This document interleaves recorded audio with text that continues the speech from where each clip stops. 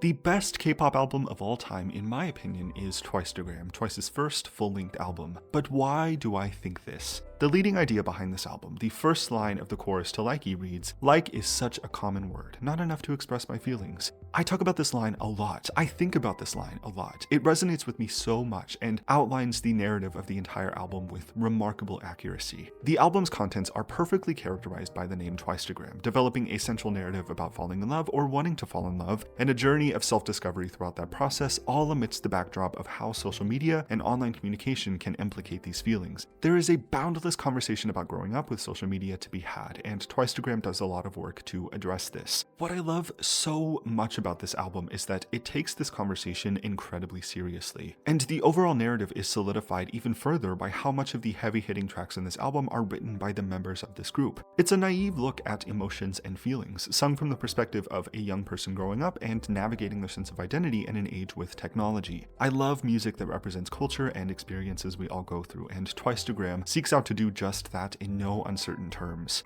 I want to begin my understanding of why I hold this album in such high regards by quickly going over the track list. We start, of course, with the title track LIKEY, a song which commands the core narrative of this album. Lines such as, "Inside the small screen, I want to be the prettiest, yet still I hide my feelings deep inside," piece together a narrative that Twice has been meticulously crafting up until this point in their career. And again, the first line of the chorus is perhaps the most significant. "Like is such a common word, not enough to express my feelings." The chorus goes on to read, "But I like it. Even if I can't sleep, even if I run late, like it anyway." To the narrator, who finds herself overly concerned with her presence on social media, this song gives quite a nuanced and multidimensional look into the dynamic of young people growing up on the internet. With these two lines, the narrator expresses that simply liking a post isn't enough to describe how she truly feels, yet deep inside, the action of other people liking her posts on social media is something she can't help but look forward to. We curate identities for ourselves with the things we post online. Most of us spend a lot of time ruminating over what we post and how that will influence people's perception of us. Looking forward to receiving likes on a post in turn may seem shallow, sure, but it is a system that allows us to feel seen. As young people growing up on the internet, that kind of validation is incredibly valuable. They acknowledge how shallow social media can be by expressing all of this, but notably, they don't outright criticize people for taking it seriously. That is the beauty of this song and the entire album, as we'll find out, is that Twice builds this narrative by reinforcing that it's not something to be ashamed of. There's a very real and honest conversation to be had about the culture of social media, one which Twice themselves develop on self-written songs throughout the project. Turtle is the second track on this album, making us very aware of the problems with communication that is very close to the overall Twice ethos. The narrator is afraid that she likes this person more than they like her, and that story is compared to the tale of the rabbit and the turtle, hence the name of the song. The love interest here is the turtle, moving at a much slower pace than the narrator as the rabbit, but we know that the story ends with the turtle finishing first in the race. Again, this story presents us with the nuances of communication online, and a fear of stepping over a boundary where they can't turn back in a relationship. The rabbit loses the race in the end, despite feeling as though they're the one who's more engaged and capable of winning the race to begin with. Track 3 is Missing You, and songwriting credits on this song go to Chaeyoung, who at this point had already written a handful of songs for Twice's discography. Missing You also features first-time writing credits for Dahyun, who would go on to have the illustrious songwriting career for Twice that we know she does today. True to its name, this is a song about missing someone, but more than that, Missing You extends this feeling of longing that is developed with the previous two tracks, explaining in detail that she can't help but think about this person every night. As much as she tries or feels like she needs to move on, she can't find the capacity to do so. The song concludes by the narrator affirming her own feelings. She does miss this person and acknowledges that that is what she feels, which again is kind of a small detail, but works to reinforce that it's something that she's going through, and Twice, as the authors of this project, don't make it out to be something to be ashamed of in retrospect. Track 4 is Wow, an upbeat song that explores the feelings of infatuation. The narrator describes how dizzying being quite literally obsessed with another person can be, and the song recounts how she wishes the person she likes would reveal their hidden feelings, another component very core to the ethos of Twice's entire narrative, the want to be able to express yourself properly with the people and world around you.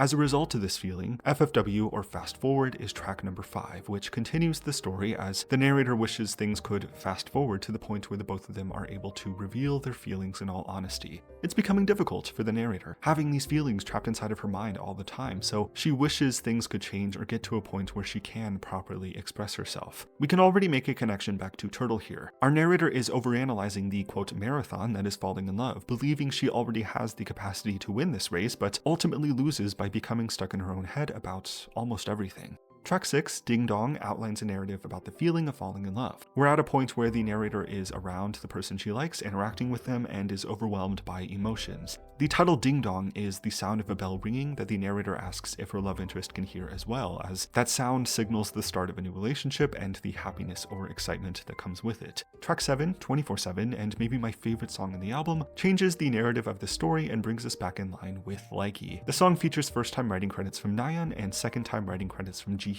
24/7 is a kind of interesting song about getting stuck in a repetitive cycle and beginning to dread the things you have to do every day. This idea culminates in the chorus, Nayeon singing, 24/7, my phone ringing keeps bothering me every day. The final line of this song, sung by Jihyo, reads, I'm so sick of my alarm, but still, I'm okay, I'm happy now with who I am right now. 24/7 is in the running for one of my favorite Twice songs of all time. The song itself and the instrumental, of course, but the story of this song as it relates to the album about social media and communication is so interesting to me. The narrator points out the negative effects of having a daily routine, pointing out how overwhelmed the alarm makes her feel, as that signals the start of a new day with a whole new list of expectations for her. Having a daily routine makes her feel trapped in some ways, but she ultimately finds resolve and freedom through doing the same thing every day. She may feel stuck in the moment right now, but uses it as motivation to continue to a point where things change and she feels like she has more control over her life. I think there's several ways this narrative could be taken. Our narrator is doing the same things every day, but experiences moments where she could break out of her shell and express her feelings for the person she likes, but a fear of rejection or failure causes her to become complacent and feel as though she's stuck in a monotonous routine. The alarm ringing in a new day causes her to feel frustrated. It's likely that she'll continue to be as afraid as she was before, and nothing will change. The 8th track on this album, Look at Me, is all about mixed signals. We're back to the thick of the struggle and stress of wanting to be understood. The narrator sings about how she feels like she represents her feelings well, her emotions are properly expressed, but that doesn't seem to bring anything she wants into fruition. It's quite literally a song about asking the person she likes to look at her, notice her, or pay attention to her. The act of looking at someone, seeing them for who they are, can often be more powerful than anything you could ever say with words. Again, some or most people may perceive this as a desire for attention or an expression of vanity and write it off as such, but Twicetagram treats these topics with great consideration. ROLLIN is track number 9 on the album, and as fun and simple of a song as this is, I think it's actually pretty significant to Twice's narrative. They describe their feelings like a roller coaster, which I take as a vague enough callback to the Twicecoaster, or the roller coaster of emotion one feels when growing up. I've already made a video analyzing the Twicecoaster, and I'll link it in the description if you haven't seen it and want to. ROLLIN quite literally is a song about rolling with every emotion they feel, wanting to let those strong feelings carry them away as it spirals out of control. In the end, it might be better to just let their feelings take the wheel if it means they don't have to feel so overwhelmed by everything. It's very intense, grappling with so many emotions at once, but the narrator of this song seems to suggest that there is a sense of peace that comes from letting your emotions ride or roll themselves out, and allowing yourself to feel everything in full intensity rather than hiding how you feel inside. The 10th track, Love Line, also in competition for my favorite on the album, continues the ideas discussed in ROLLIN and pretty much concludes the narrative development of this album. The narrator is still struggling with hiding how she truly feels, nervously contemplating about what she should say to the person she likes. The chorus to this song kind of explodes, seeing our narrator quite literally yelling or screaming out how she truly feels. It's this release of built-up emotion that makes the song feel so powerful, the song ending by the narrator encouraging the person she likes to see her for who she is and how she feels. Love Line features first-time writing credits for Jungyeon, and what a slam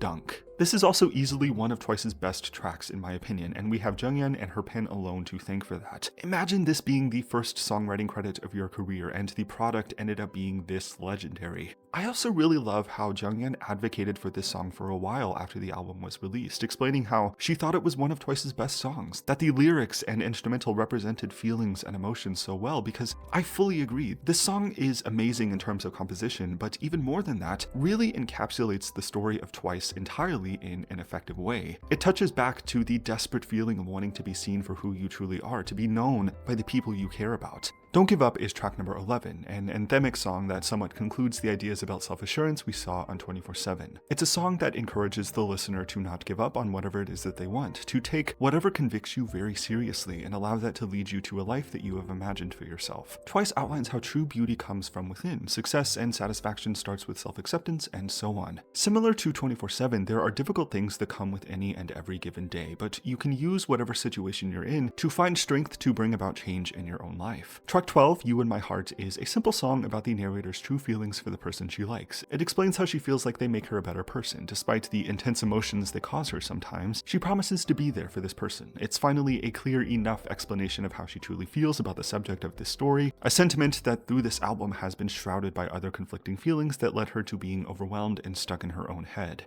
Finally, track 13 is JALJAYO Good Night. This song is to Sana what I'm Gonna Be a Star is to Nayeon. The intro is spoken word by Sana, asking the love interest how their day was, if anything bad happened to them, and assuring them that they can find strength by thinking of her. Through the words and expression of Sana, this song is quite cringy in retrospect, but I do have an appreciation for it. It's a laid-back song about wishing that the narrator and her love interest could meet in their dreams and how all of their problems would be solved by doing this. It is naive, but as always, intentionally so. And that is the track list. The narrative of Twicetagram is rather focused on social media, but I think that's what makes it such a memorable, unique, and incredibly well thought out idea for a first full album. It's genuinely what I appreciate about this project the most. It's all sung from an intentionally naive perspective, an individual's introspective look at their own feelings to try and better understand themselves, but who can't find the answers they're looking for just yet. As mentioned in 24/7, our narrator finds solace in knowing that each day brings potential for things to change. Something has to change eventually, but that moment is not right now. Twice's whole story up until now has really revolved around representing the perspective and feelings of young people growing up in the modern day, and it makes perfect sense that a deep dive into how consuming social media can be in terms of self-worth and relationships would be the flagship message for them as a group with their first album. It's an idea or a message that so many can relate to and is an important conversation that often isn't given the credit it deserves, especially not in a time as early as 2017. The album having so many contributions from the members, including first-time ever writing credits for members like Nayeon, Junghyun, and Dakhyun, is what makes this even more of a special project. It feels so representative of who they were at the time, if nothing else but for how much of themselves they had to give to get to the moment of releasing this first full album. It is a signature moment in K-pop that has already gone down in history as the first album from one of the biggest K-pop girl groups of all time. Also, the genius of this entire album campaign doubling as an advertisement for their Instagram account is great. It brings the concept and story of this album into the real world, as Twice themselves were still growing up and found a lot of the same feelings expressed on this album. They grew up on social media in the spotlight in quite an unconventional way, which is why I think it's so great that a decent portion of the album was written by the members. Overall, Twicetagram is quite a cornerstone moment in the group's career. It's the sum of 2 years worth of hard work and dedication to the craft of the K-pop industry, and as their 7th released musical project at the time, really became a declaration that Twice was here to stay. It solidified the ethos of Twice's commitment to exploring quite complex emotions and feelings with sincerity, approaching these things with no sense of shame towards those who it involves. This is what makes Twicetagram stand out to me, and also why I think Twice's work resonates with so many people. More than any other project as I've seen in this genre, Twicetagram honors every aspect of what makes K-pop K-pop. It doesn't shy away from saturation and style, embraces maximalism in intentional ways to craft a concept behind this project that allows the members to input their own thoughts and experiences via its songwriting. The end product is a surprisingly profound narrative born from the manufactured nature of the industry it comes from. This is Twice at their best, a group who embraces the hallmarks of K-pop fully and strikes within that vein to be able to express their own individual artistry. We're now approaching 10 years since their debut, and Twice have consistently delivered on their promise to us as fans. They have developed and refined their image, entering a stage of maturity as the members take more control over their sound and image, continue to write for the tracks of their projects, and so on. Twice's story is still to this day developing, and Twicetagram functions as a window into the world of what life was like for them back in the earlier days of their career, as well as a pretty significant reminder of how far they've come since this album. And I think that is all of what makes Twicetagram #1 for K-pop in my eyes. It's an incredibly thorough project conceptually that discusses love and self-expression in unique ways. It speaks to an aspect of culture that still resonates today. The want to be seen for who you truly are is universal. Thank you for watching this. If you did, let me know what you think about Twicetagram. What is your favorite K-pop album of all time and why? Why does it resonate with you? Yeah, thanks again for watching. Subscribe if you want to, and I will see you next time.